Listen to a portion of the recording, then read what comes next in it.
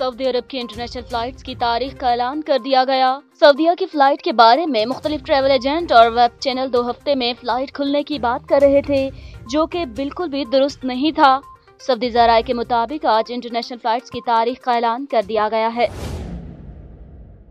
आपको अहम खबर से आगाह कर रहे हैं। सऊदी ज़राए के मुताबिक आज इंटरनेशनल फ्लाइट्स की तारीख का ऐलान कर दिया गया है, मगर इसमें सऊदी हुकूमत ने ये भी वाज़ेह किया है कि अगर मुल्क में कोरोना केसेस की तादाद कम ना हुई तो ये तारीख आगे भी कर दी जाएगी।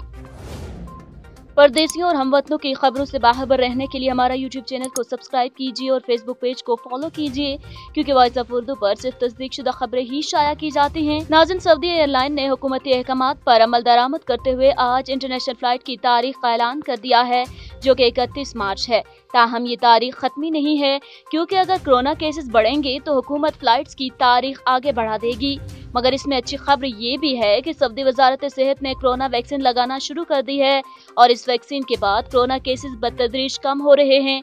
लिहाजा हुकूमती हुक्मनामे में ये भी कहा गया है कि कोरोना केसेस के कम होने पर फ्लाइट्स फरवरी में भी शुरू की जा सकती हैं।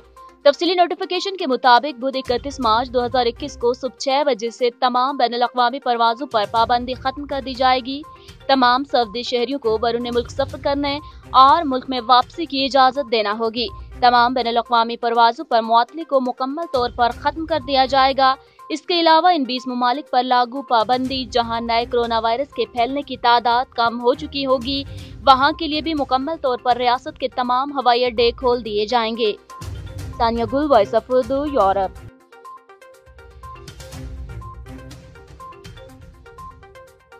मज़ीद खबरों के लिए विजिट कीजिए हमारी वेबसाइट www.voiceofurdunews.nl या फेसबुक पेज पर क्लिक करें। इसके अलावा आप हमारा यूट्यूब चैनल भी सब्सक्राइब करके मज़ीद खबरें देख सकते हैं। देखते रहिए वॉइस ऑफ उर्दू।